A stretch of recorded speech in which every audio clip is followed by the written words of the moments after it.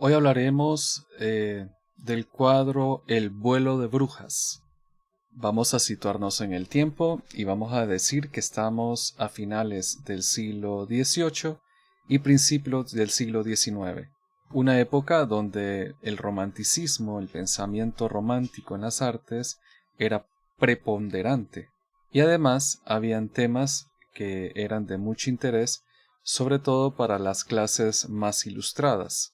Temas que tenían que ver con el esoterismo, el espiritismo, y Goya tenía mucho interés por este tipo de temas. De esta manera nosotros podemos entender que la duquesa de Osuna le pidiera a Goya 6 cuadros con temas de brujería. Dentro de este contexto es que Goya pinta este cuadro de Vuelo de Brujas. Lo que nos presenta Goya en esta noche oscura son 3 personajes volando en el aire, que están con el torso desnudo, utilizando unas faldillas como de color grisáceo, usando en su cabeza una especie de gorro en forma de mitra y que están decoradas con unas serpientes. Además, podemos observar a un personaje que está sostenido por estos 3 que vuelan, lo sostienen en sus brazos y está como abandonado en los brazos de ellos.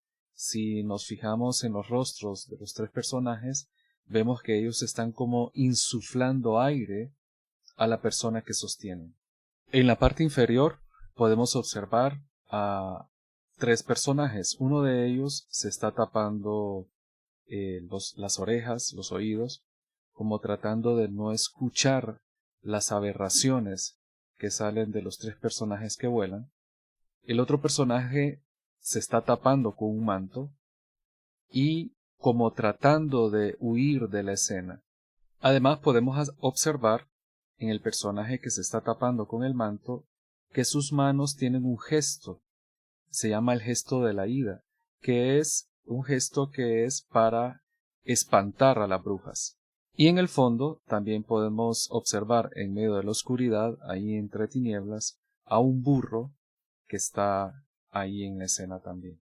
Podemos afirmar que esta obra tiene esta interpretación, que son 2 campesinos que están en un lugar desolado y se encuentran con esta escena de 3 personajes que quieren chuparle la sangre a un desdichado, y pues que estos campesinos pues quieren salir huyendo de ahí, de este paraje desolado en medio de la oscuridad, y escapar de esto.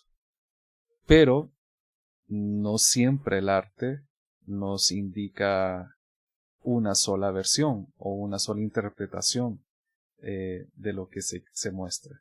Y existe también una segunda interpretación, y es la que sigue.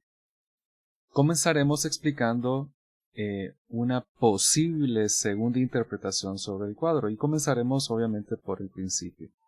Y es que nos referiremos a los gorros que usan los 3 personajes, que tienen forma de mitra. La mitra es un tipo de gorro que se usa en la Iglesia Católica y sobre todo el Papa utiliza este tipo de gorro en su cabeza. Ahora hablaremos un poco de la ropa, de las faldillas que las supuestas brujas usan. Y es que Goya ya había utilizado este tipo de ropas sobre unas pinturas que hizo en la Capilla del Pilar en Zaragoza.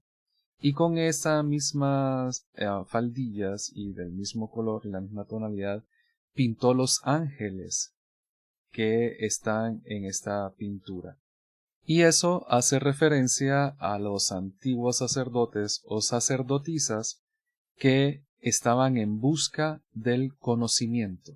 Además, si nos fijamos en el rostro de las 3 brujas, o las 3 supuestas brujas, nos vamos a dar cuenta de que realmente no están chupando sangre, sino que lo que están haciendo es soplando, como insuflando aire, sobre todo por el gesto que se ve en su cara, en sus rostros. Y la persona que están sosteniendo en brazos, si se observa, no está aterrada, más bien está como en éxtasis.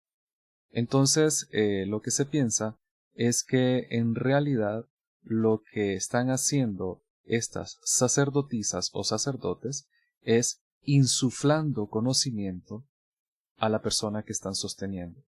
Entonces, aquí caemos, ¿qué pasa con los campesinos?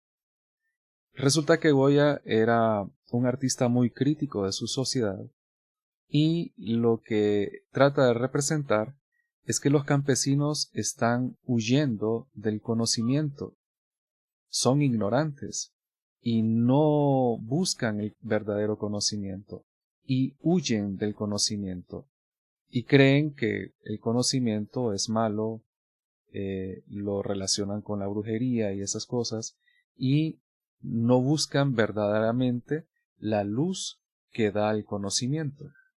De hecho, se piensa que el entorno, ese lugar oscuro y solitario, es la filosofía, y que ellos, a causa de no querer esforzarse, tratan mejor de huir de la filosofía antes que empaparse de ella. ¿Por qué se llega a esta conclusión o a esta interpretación? Porque en esta época la masonería estaba en boga, ya era como una moda en la sociedad y trataban mucho estos temas. Acordémonos que la masonería tiene que ver mucho con el intelecto y el conocimiento y eran muy críticos de las personas pues que no tenían acceso a la educación ni buscaban de alguna manera el conocimiento y la luz de la verdad.